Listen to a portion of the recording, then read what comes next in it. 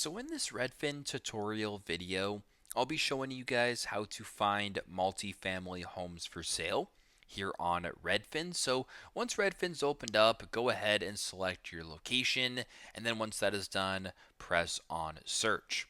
Now, if you want to refine your search to houses that qualify as, I guess, a multifamily home, it's super simple. Go to the top left area to where it says home type, and then where it says multifamily right here, simply go ahead and press on that.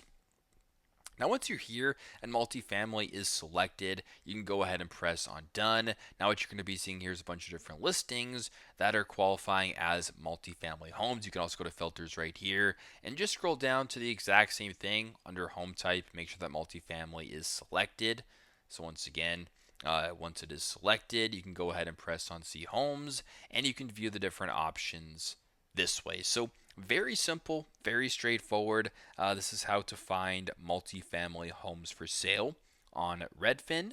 Thanks again for watching, and hope this video helps.